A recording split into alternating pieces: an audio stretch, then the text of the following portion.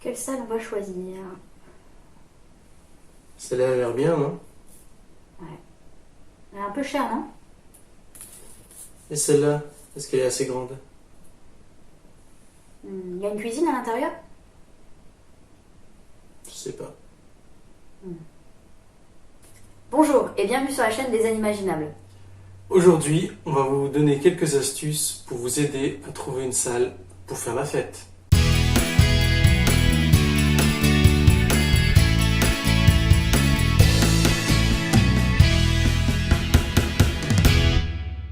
Quelques astuces pour choisir votre salle, c'est parti. Le plus important et le plus évident, la capacité.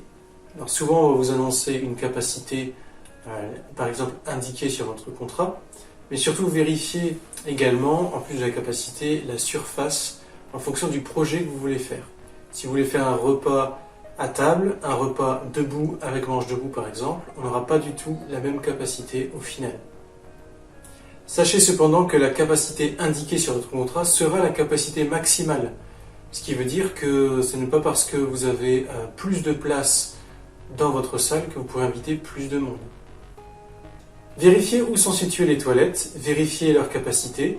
En fonction de votre plan de table, assurez-vous que les invités n'aient pas à gêner trop les personnes qui seraient par exemple assises pour se rendre aux toilettes. La cuisine. Vérifiez son emplacement et vérifiez ses équipements. En général, une cuisine dans une salle est faite pour faire un peu de nettoyage, faire un peu de réchauffe, mettre quelques cafetières, bouilloires, etc. mais n'est pas faite pour préparer un grand repas. Les salles sont généralement pauvres en équipement, mis à part si vous avez signé un contrat qui comprend la location de vaisselle, ce qui est possible aussi. En tout état de cause, vérifiez également si vous avez besoin de vous isoler par rapport aux gens que vous invitez, savoir si par exemple vous auriez besoin d'une cloison à poser devant la kitchenette qui pourrait être partie intégrante de la salle. Au niveau de l'électricité, ce sera également indiqué dans votre contrat, mais les salles sont très généralement limitées en puissance électrique, de sorte à ce que justement vous ne puissiez pas faire de grosses cuisines et amener de gros équipements. Vous pourrez en général installer une bouilloire, installer une cafetière, ce genre de choses, mais si vous multipliez les appareils qui sont très consommateurs, type friteuse, type appareil à gaufres, etc., vous allez très vite dépasser les puissances. Et en général, ça fera sauter les plombs et vous serez dans le noir. Le bruit maintenant. Aujourd'hui, on a énormément de voisinage qui se plaint des bruits liés aux salles des fêtes. Pour ça, dans la plupart des communes, si vous louez par exemple une salle des fêtes communale, ou alors dans une salle privée, on va vous limiter le bruit maximal que vous pourrez atteindre. En général, on aura installé un mesureur en décibels du bruit atteint. À partir d'un certain niveau atteint, vous aurez un premier avertissement, par exemple une petite coupure, par exemple un clignotement de l'éclairage. Il y a plusieurs possibilités. Ce qui est sûr, c'est qu'à partir d'un certain moment, l'électricité va complètement sauter et vous serez là aussi dans le noir, de sorte à vous servir d'avertissement pour limiter le bruit. Le bruit limité, vous allez vite vous en rendre compte, est assez contraignant. Vous ne pourrez pas avoir un son fort comme par exemple en boîte de nuit. En fonction du contrat, là aussi que vous aurez signé, vous aurez un état des lieux d'entrée, un état des lieux de sortie. On va vous demander souvent de réaliser le ménage, mis à part si vous avez opté pour une option où c'est le propriétaire de la salle qui fait le ménage. Vérifiez à quelle heure est l'entrée, à quelle heure est la sortie. Très souvent, on a la salle au dernier moment. Il faut pouvoir s'organiser pour installer toute l'organisation, les tables et la décoration. Et très souvent, on restitue la salle assez rapidement. Donc organisez-vous pour pouvoir réaliser le ménage à temps. Toujours dans l'optique de limiter les nuisances, on va souvent vous limiter l'heure maximale à laquelle vous allez finir votre soirée. En général, c'est autour de 2h du matin. Après 2h, on va vous demander d'arrêter tout simplement le bruit. Il est possible que certains systèmes vous limitent carrément l'accès à l'électricité après une certaine heure. Faites attention donc de votre organisation de soirée, à ce que la fin de soirée colle à peu près à l'heure de fin, voire un peu avant, histoire de faire partir les derniers invités avant que tout se coupe. Niveau décoration, en général, vous n'aurez pas le droit de faire quelques trous que ce soit. Même pas des punaises parfois.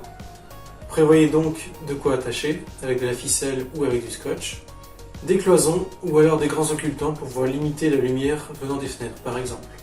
Si vous prévoyez de la projection, vérifiez dans la salle la présence de grands murs clairs, de sorte à pouvoir projeter, à part si vous avez vous-même un écran. Et dans ce cas-là, évitez bien sûr de mettre de la déco trop imposante sur ce mur sur lequel vous souhaitez projeter. Au niveau de la répartition des prises dans la salle, essayez d'anticiper où ira chaque appareil que vous souhaitez brancher, que ce soit de la musique, que ce soit de la lumière ou autre. L'objectif, c'est de ne pas vous rendre compte à la dernière minute que vous aurez besoin de tirer une rallonge et d'aller chercher une prise à l'autre bout de la salle qui va gêner forcément tous vos invités. Si vous faites appel à un prestataire extérieur, type food truck, assurez-vous que ce dernier est un groupe électrogène ou quelque chose dans le genre, puisque vous aurez du mal à vous brancher sur les installations de la salle pour l'aider à s'alimenter.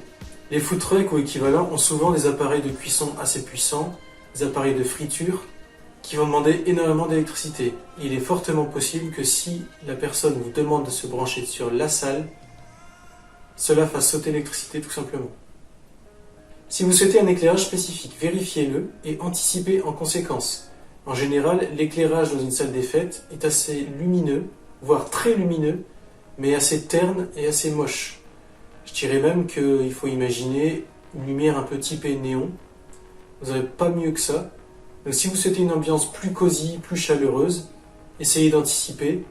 Prenez des éclairages avec, mais évidemment, vérifiez la puissance puisque des éclairages type halogène peuvent consommer très vite énormément d'électricité. De même, toujours dans le cadre de vos préparatifs, vous allez tester le son avec votre sono avant l'arrivée des invités, mais faites très attention car le rendu sera complètement différent quand les invités seront là. La salle sera plus remplie, le son va se répercuter de façon différente que dans une salle complètement vide. Vous avez maintenant fait le plein d'astuces pour vous aider à choisir une salle. Nous en tout cas, on l'a choisi. Ce sera celle-là. Si vous avez aimé la vidéo, n'hésitez pas à mettre le pouce bleu et à ajouter vos commentaires juste en dessous. Et si ce n'est pas déjà fait, n'hésitez pas à vous abonner à la chaîne pour recevoir toutes nos nouvelles vidéos. On vous dit à bientôt! À bientôt!